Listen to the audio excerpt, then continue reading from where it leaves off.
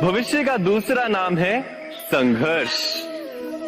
हृदय में आज इच्छा होती है और यदि पूर्ण नहीं हो पाती तो हृदय भविष्य की योजना बनाता है।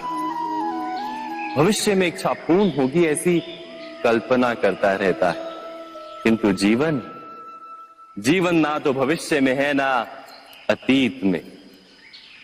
जीवन तो इस क्षण का नाम, अर्थात इस क्षण का अनुभव ही जीवन का अनुभव।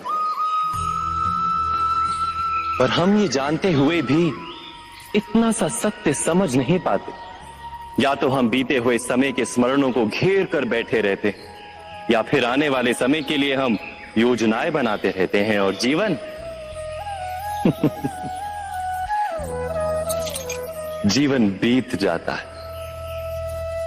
एक सत्य यदि हम हृदय में उतार लें कि ना हम भविष्य देख सकते हैं, ना ही भविष्य निर्मित कर सकते हैं, हम तो केवल धैर्य और साहस के साथ भविष्य को आलिंगन दे सकते हैं, स्वागत कर सकते हैं भविष्य का।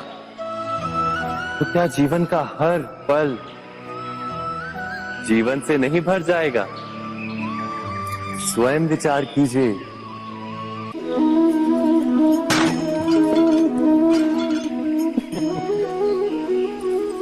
कभी कभी कोई घटना मनुष्य के जीवन की सारी योजनाओं को तोड़ देती और मनुष्य उस आघात को अपने जीवन का केंद्र मान लेता। पर क्या भविष्य मनुष्य की योजनाओं के आधार पर निर्मित होते हैं? नहीं। जिस प्रकार किसी ऊंचे पर्वत पर सर्वप्रथम चढ़ने वाला उस पर्वत की तलाई में बैठकर जो योजना बनाता है, क्या वही योजना उसे उस पर्वत की चोटी तक पहुंचाती है?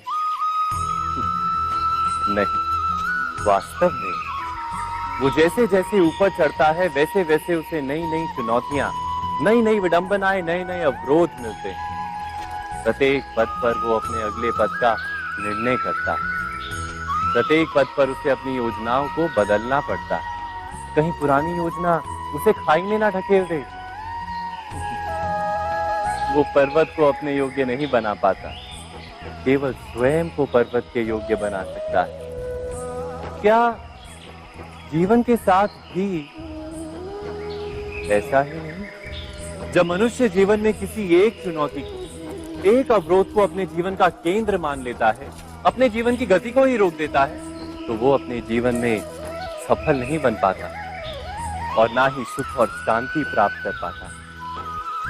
अर्थात जीवन को अपने योग्य बनाने के बदले स्वयं अपने को जीवन के योग्य बनाना ही सफलता और सुख का एकमात्र मार्ग नहीं? स्वयं विचार कीजिए।